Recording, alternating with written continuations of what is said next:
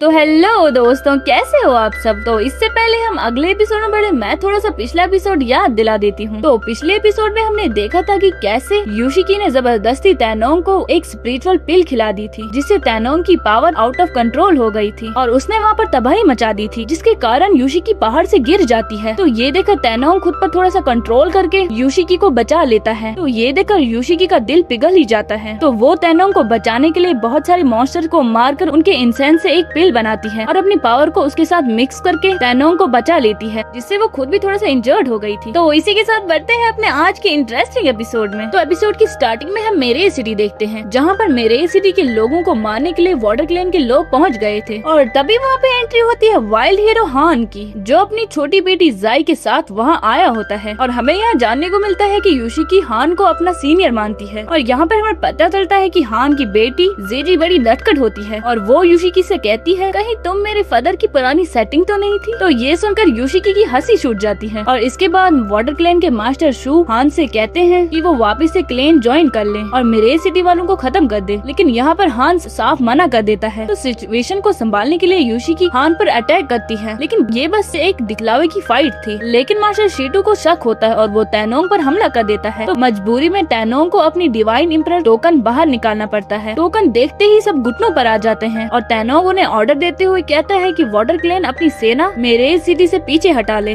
वरना उन्हें divine punishment झेलनी पड़ेगी। तो वाटर क्लेन पीछे हटने को तैयार तो हो जाता है, लेकिन तैनोंग का ये टोकन निकालना बड़ी गलती साबित होती है। और यहाँ पे यूशिकी इमोशनल होकर तैनोंग से कहती है कि अब सबको पता चल गया है कि वो डिवाइन इम्परर का डिसाइबल है और रूल के मुताबिक अब वो दोनों एक दूसरे के दुश्मन बन चुके हैं। तैनोंग यूशिकी को रोकने की कोशिश करता है, पर यूशिकी अपना दिल तोड़कर वहाँ से चली जाती है। रास्ते में यूशिकी को वाटर क्लेन का पैट्रिया मिलता है और वो यूशिकी को ऑर्डर देते हुए कहता है वापस जाकर तैनोंग को मार दो। पर यहाँ पर यूशिकी अपने प्यार को बचाने के लिए बगावत कर देती है और वो उन्हें धमकी देती है कि अगर किसी ने तैनोंग को हाथ भी लगाया तो वो उन्हें जिंदा नहीं छोड़ेगी। अगर तुम उसे मारना ही चाहते हो तो पहले तुम्हें मुझे मारना होगा, फिर तुम उसके साथ जो चाहो वो करो। अभी ये सब चल ही रहा था कि तभी सीन कट होकर मास्टर हान पर आता है, जिन्हें महसूस होता है कि उनकी तरफ कोई आ रहा है। तो वो सबको अलर्ट करते हुए कहता है कि हमारी तरफ दुश्मन आ रहा है। कि अचानक वहाँ पर नया विलन आ जाता है, जो 10 साल से हान से बदला लेने की फिराक में था। डायरोन अपनी जाइंट ऑटोपास के टेंटिकल से सबको घेर लेता है और उन सब से कहता है कि मुझे सिर्फ हान को मारना है और उसे मारने के लिए मैंने स्प्रिंग वाटर टेक्निक मास्टर की है, जिसके लिए उसने अपनी बॉडी में बहुत ज्यादा टॉर्चर सहा है। और अब दोनों के बीच एक भयंकर मुकाबला होता है और हान अपनी सबसे पावरफुल टाइड आर्ट का यूज करके वेव स्लैश अटैक करता है, जिससे अब डायरोन बुरी तरह घायल होकर गिर जाता है। लेकिन दोस्तों, डायरोन हारने के बाद भी चालाकी करता है और तैनोंग को अपनी टेंटेकल्स में फंसा लेता है ताकि हान डिस्ट्रैक्ट हो जाए और फिर वो हान की बेटी जीजी पर हमला करता है। हान अपनी बेटी को बचाने के चक्कर में उसका ध्यान भटक जाता है और तभी वहाँ छुपी हुई वाटर क्लेन के एक जनरल ने पीछे से एक हिडन वेपन हान के सीने में उतार दिया, जिससे हान अब बुरी तरह घायल हो जाता है और वो जनरल डायरोन को लेकर वहाँ से भाग निकलता है। तो ये देखकर बाकी लोग पीछा करने चाहते थे, पर हान उन्हें रोक देता है क्योंकि आगे खतरनाक ट्रैप्स हो सकते हैं और अब उनका एक ही मकसद है, जल्दी से जल्दी मैरेज सिटी पहुँचना। और फिर सीन काट होकर जनरल पर आता है, जो अपने अड्डे में पहुंच गया था, जहां पर जनरल अपने लॉर्ड त्यानहू को बताता है, माय लॉर्ड, मैं अपने मिशन में फेल नहीं हुआ हूँ, मैंने हान को जहर दे दिया है और अब वो बहुत घायल है। ये सुनकर लॉर्ड उससे राजी हो जाता है और कहता है कि ये बिल्कुल सही वक्त है। और फिर सीन कट होकर तैनोंग पर आता है, जो मेरे सिटी की तरफ बढ़ रहा था, जहाँ पर हान तैनोंग को बताता है, ब्रदर, आगे टाइबू माउंटेन है, जैसे ही हम इसे पार करेंगे तो हम शिंटू सिटी में पहुँच जाएंगे। और फिर हान तैनोंग से कहता है, आजकल हर रेस के हाई रैंकिंग लोग करप्ट होते जा रहे हैं और आम लोगों की जिंदगी दिन ब दिन मुश्किल होती जा रही है। तो तैनोंग उनसे पूछता है कि आखिर वाटर क्लेन मेरे सिटी को क्यों मारना चाहता है। तो हान उसे बताता है कि 5 ट्राइब्स के लीडर अब बहुत करप्ट हो चुके हैं और वो मासूमों पर जुल्म करते जा रहे हैं। मेरे सिटी को सिटी ऑफ फ्रीडम कहा जाता है क्योंकि ये हम जैसे वाइल्ड हीरोज का घर है, जो कि बराबरी में बिलीव करते हैं। तो तैनोंग ये सुनकर मायूस हो जाता है क्योंकि उसे पता है कि उनका प्रोटेक्टर डिवाइन इम्परर शेनोंग अब इस दुनिया में नहीं रहा। लेकिन मास्टर हान को पूरा यकीन है कि डिवाइन इम्परर जरूर वापस आएंगे और तैनोंग ही उनके होने का जीता जागता सबूत है। और इसी बीच हम वहीं थोड़ी दूर हम तियानहू को भी देखते हैं, जो यूशिकी के साथ उस पहाड़ी इलाके में पहुंच गया था और अचानक वो यूशिकी को स्पिरिचुअल चेन में कैद कर लेता है, क्योंकि हम जानते हैं कि यूशिकी ने अपनी एनर्जी तैनोंग को देकर खुद कमजोर हो गई थी। यूशिकी तियानहू की ये हरकत को देखकर भड़क जाती है, लेकिन तियानहू यूशिकी का मुंह भी बंद कर देता है और तियानहू बहुत सारे बोर्ड्स को तैनोंग और उसकी टीम की तरफ भेजता है, जिससे वहाँ हर तरफ अफरा तफरी उठ जाती है और तैनोंग के साथी मरने लगते हैं। और हम देखते हैं कि हान जहर के असर के बावजूद भी हवा में जंप करके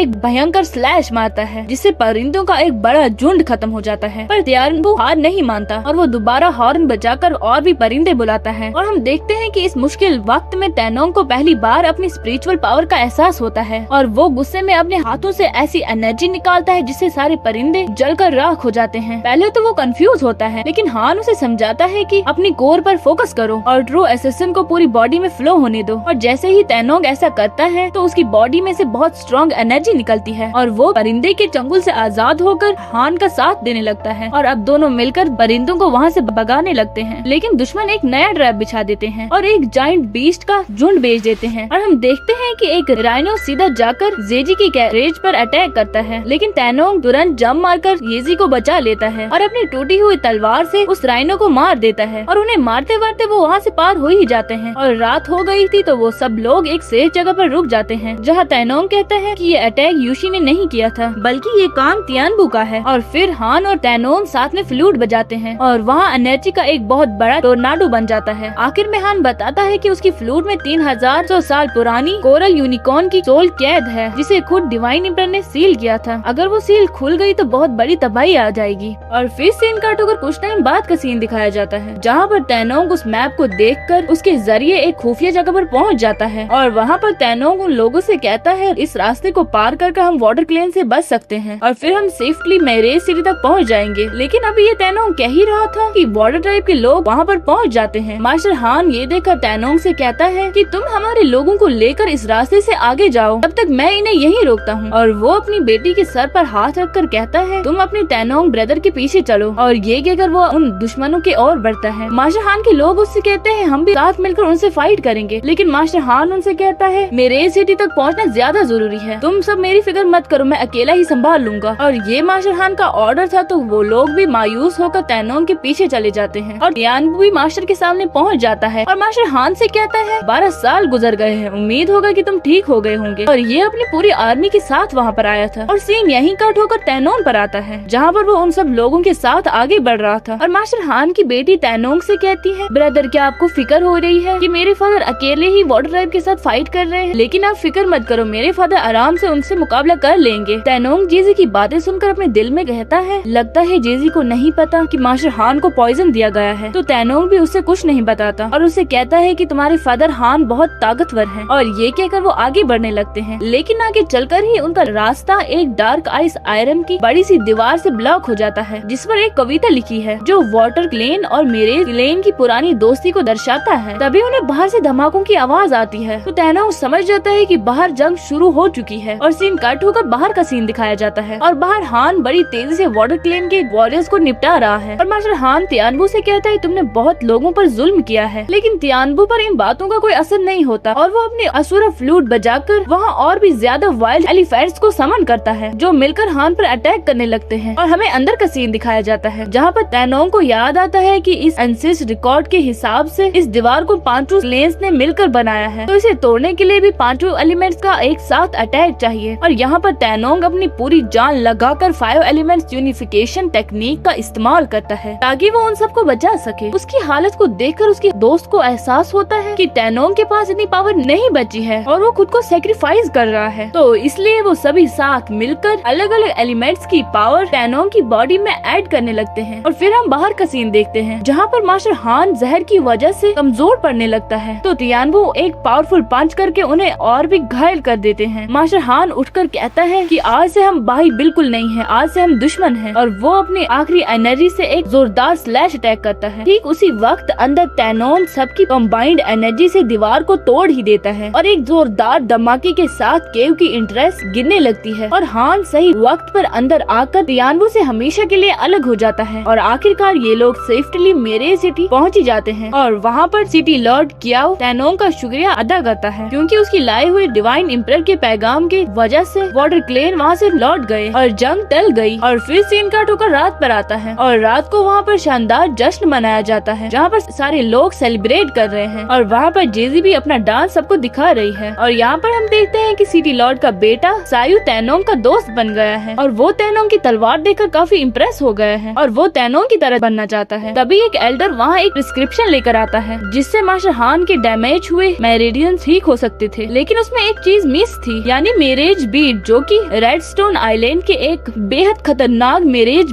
बीस्ट के पास मिलेगा, लेकिन उसे सदियों से कोई नहीं मार पाया। तैनोंग वहाँ पर अपने एम्परर वाली स्क्रोल में चेक करता है और तैनोंग उनसे कहता है कि वो बीट लाने मैं खुद जाऊंगा। और हम देखते हैं कि जिजी और शायू भी जिद करता है कि वो भी तैनोंग के साथ जाएंगे, लेकिन मास्टर हान उन्हें रोकते हुए कहता है कि तुम्हें प्रोटेक्ट करते करते तैनोंग को वहाँ पे प्रॉब्लम आ जाएगी, इसीलिए तुम दोनों नहीं जाओगे। लेकिन वो दोनों ही बहुत ज्यादा जिद करते हैं। वो कहते हैं कि हम तैनोंग ब्रदर के साथ जाकर ही रहेंगे। और तो और नशे में दुष्ट मास्टर दाओ भी कहता है कि नशा उतरते ही वो इन बच्चों को लेकर आइलैंड पर चले जाएंगे। तो इसी के साथ तैनोंग की नई इंटरेस्टिंग जर्नी स्टार्ट होती है और इसी के साथ ये एपिसोड खत्म होता है। दोस्तों, अगर आपको ये एपिसोड पसंद आया हो तो लाइक और सब्सक्राइब करना और एक प्यारा सा कमेंट भी कर देना। तो फिर मैं इसका अगला एपिसोड भी जल्दी ही लाऊंगी। Thank you for watching. मिलते हैं अपने नेक्स्ट एपिसोड में, तब तक के लिए बाय बाय।